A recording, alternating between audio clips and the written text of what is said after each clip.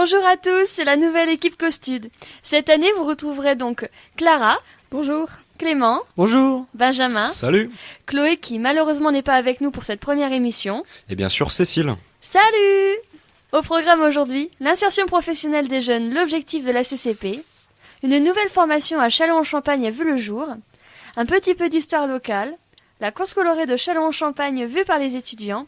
Et pour finir, l'artiste du mois.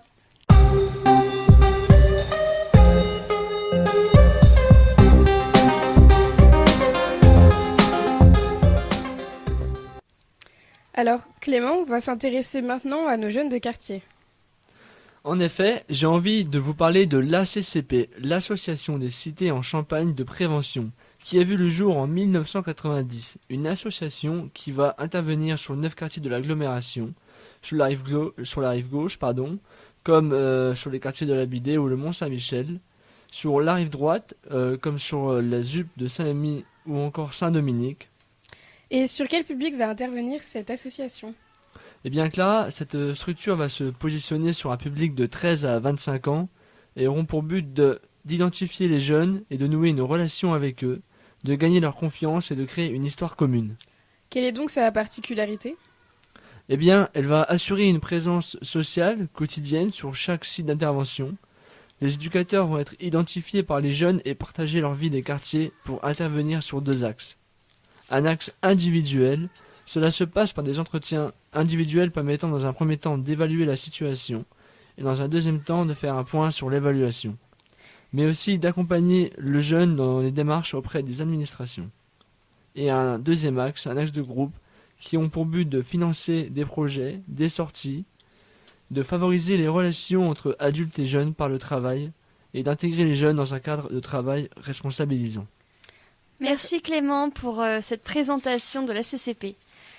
Alors, quant à toi Benjamin, tu vas nous parler de la nouvelle licence Sciences de l'éducation à Châlons-en-Champagne qui a vu le jour en septembre dernier.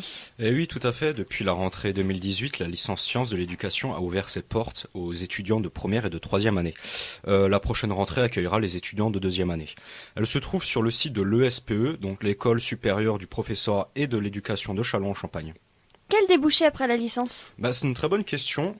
Après la licence Sciences de l'éducation, vous pouvez vous orienter vers différents masters, comme le master métier de l'enseignement, de l'éducation et de la formation, et également, qui se trouve également sur le site de l'ESPE de Châlons. Si jamais cette formation vous intéresse, je vous invite à vous rendre sur le site unif-reims.fr. Merci Benjamin.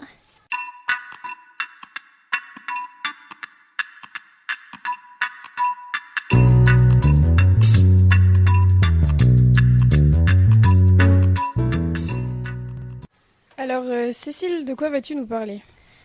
Je vais vous parler de la place Foch et du passé révolutionnaire de Châlons. Pour commencer, l'ingénieur Nicolas Durand est à l'initiative du projet. La place Foch fut construite à la moitié du XVIIIe siècle. Son aménagement a impliqué la démolition de plusieurs maisons et de l'église de Saint-Germain. Quelques années plus tard, les façades des maisons du côté de l'église de Saint-Alpin ont été retravaillées, le but étant de protéger l'église des révolutionnaires. Une autre construction a eu lieu dans le même temps. Oui, celle de l'hôtel de ville. Avant 1771, il s'agissait d'un hôpital. Le bâtiment est aujourd'hui classé monument historique depuis 1941. Et pour continuer, un petit mot sur l'église de Saint-Alpin. Sachez qu'au départ, elle était dédiée à Saint-André. Elle changea de nom en 860 lorsque fut transféré le corps de Saint-Alpin de B, qui, selon la légende, aurait vaincu Attila, protégeant ainsi la ville de Châlons. L'église fut classée monument historique en 1862. Et enfin, Châlons, ville révolutionnaire ? Exactement. En témoignent les lieux religieux. Il n'y a qu'à regarder les saints pour imaginer le désamour de la population vis-à-vis de l'église. Des têtes sont tombées, c'est le cas de le dire. Et un autre sujet, Benjamin, la course colorée de Châlons-en-Champagne, vue par les étudiants chalonnais. Oui, tout à fait Clément. Il y a 3 semaines maintenant a eu lieu la 2e édition de la 4C. C'est un projet qui est porté par un groupe d'étudiants qui est en DUT carrière sociale à Châlons-en-Champagne, qui se passe en partenariat avec la ville de Châlons. Mais dites-moi, quelles personnes ont pu y participer? Eh ben, que vous soyez seul, entre amis ou représentant de votre entreprise, la course était accessible à tous. Suite aux témoignages d'étudiants du projet, mais aussi de coureurs, il en est ressorti qu'il était globalement satisfaisant. Autant pour les participants que pour les organisateurs. Nathan nous témoigne qu'il reste une marge de progression pour amener un aspect plus divertissant que compétitif. À retenir donc que la course a connu un franc succès et que la prochaine édition est attendue avec impatience. De quoi motiver les étudiants et les participants de l'année suivante.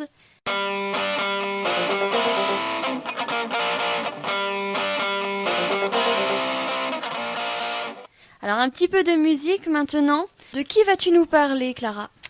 Alors aujourd'hui, je vais vous parler d'un artiste à la croisée des styles et à la voix étonnante. Originaire de Langres, Karim Billon, alias Yaourt, mélange les genres musicaux.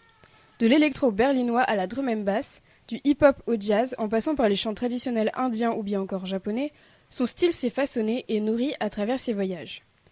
Il se qualifie lui-même comme un ovni musical au style inclassable, et il cultive cette authenticité jusqu'à sa tenue vestimentaire. Un sarouel, une casquette en référence au monde hip-hop et des lunettes pixels rappelant la culture pop.